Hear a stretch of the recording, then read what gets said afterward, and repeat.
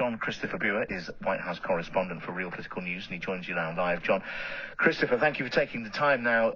First full day in office, and I think we're just starting to see these people released from jail. Is that right? Good morning. Many things, Richard. By the way, it's lovely speaking to you at 9:30 in the morning here. It's 11 degrees Celsius, which is the same as Fahrenheit, I think, in both parts of the world. And the things that are really knocking me out. I mean, I've been in federal government since Bill Clinton, and they're trying to go into the federal government and get out the people who are career civil servants. And if they don't pledge their oath to Donald Trump, they're on the way out. I mean, this is how it's going. I mean, it's devastating. The things that are going on with migrants, they're now Trump has now put in an order to go get children and all sorts of people in churches and schools. In other words, there's no more sanctuary.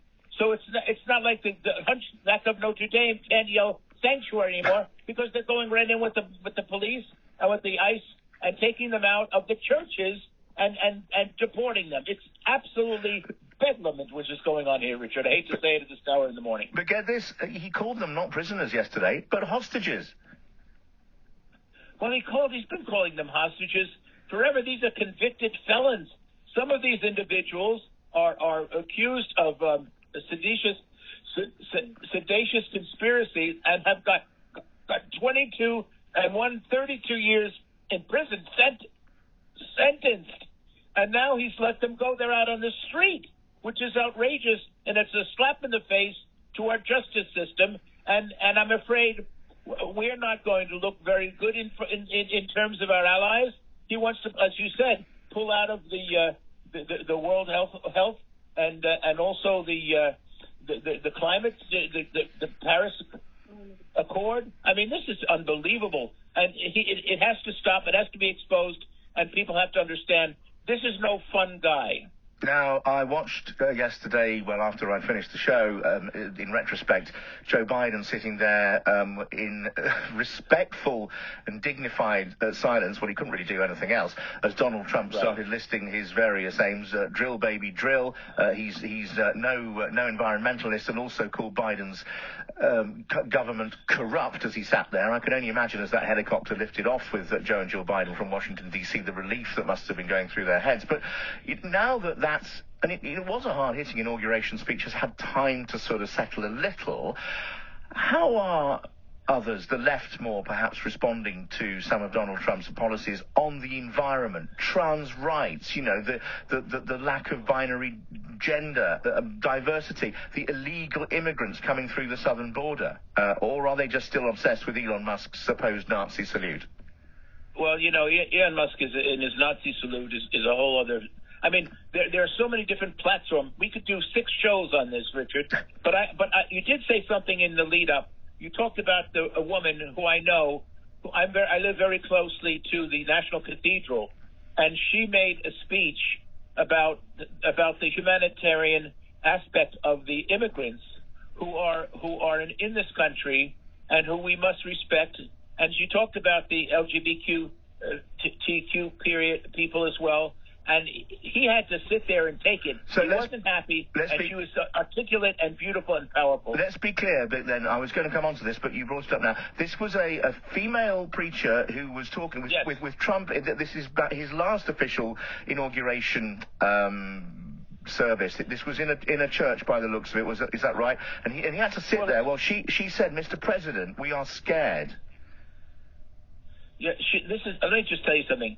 This is where I was born Roman Catholic, and my wife was born another religion, and this is where we go, and it's literally a walk from our home. It's called the National Cathedral. It is our Westminster Abbey in a sense, and it's where Jimmy Carter had his funeral service.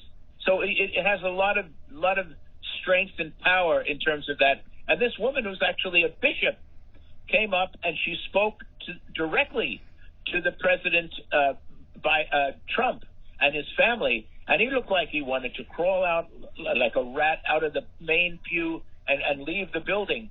And she really did it, and I praised her for that, and her courage and her articulate and her praise and her real Christian a real Christianity. She's about the only one in this whole series of events that has really perhaps pricked his pomposity. But there's no doubt, Jon-Christopher, that Trump won a landslide, and you can't deny that many people in the US feel that he has brought a lot of hope to a lot of people. Even David Lammy, my former colleague and the Foreign Secretary of His Majesty's government, said that there's no denying that many, many people across the world want Donald Trump back in power. Well, first of all, I have enormous respect for you. I love doing your show, but whoever's telling you it was a landslide, you don't buy that Kool-Aid, because it was not a landslide. In fact, it was a non-mandate. It was the smallest popular vote ever.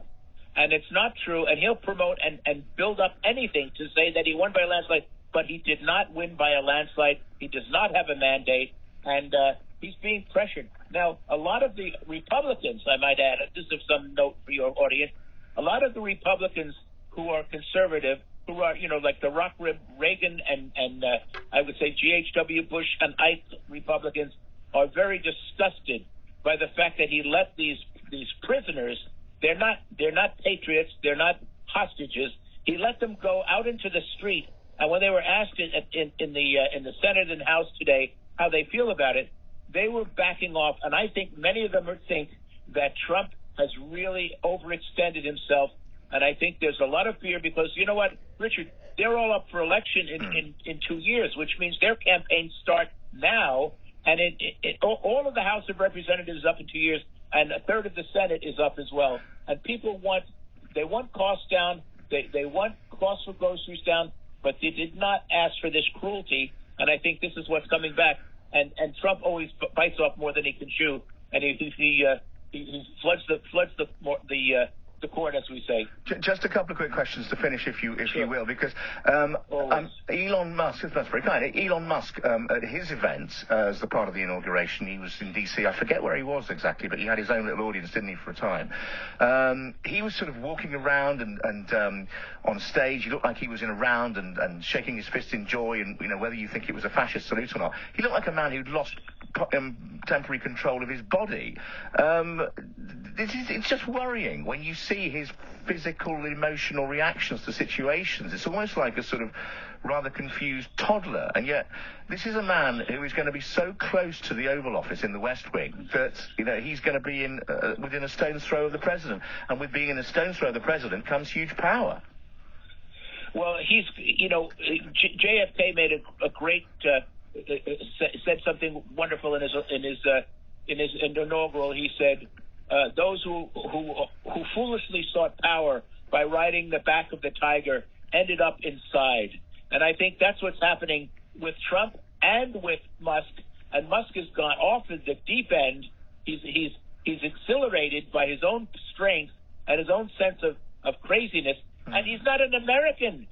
He's got as close as he could possibly get to being president of the United States and a mega millionaire, and I think he would like to be the ruler of the world. Watch out! Don't let him over there. Keep here and keep all your wonderful leaders away from this guy. He's trouble. And just a final question: the Gulf of Mexico, the Gulf of America, the continuation of the wall, a national emergency. What are we going to see on the Mexican border? Well, I don't know if anyone has told Rand McNally that they're changing the name of the Gulf of Mexico to the Gulf of America. But I think someone should let those cartographers know, and perhaps the National Geographic and whoever you have in the UK that does your maps for you. He has picked a fight with Trudeau and with Sheinbaum, the Prime Minister, or the President, I believe, of Mexico, a tough woman, and really will give him what for.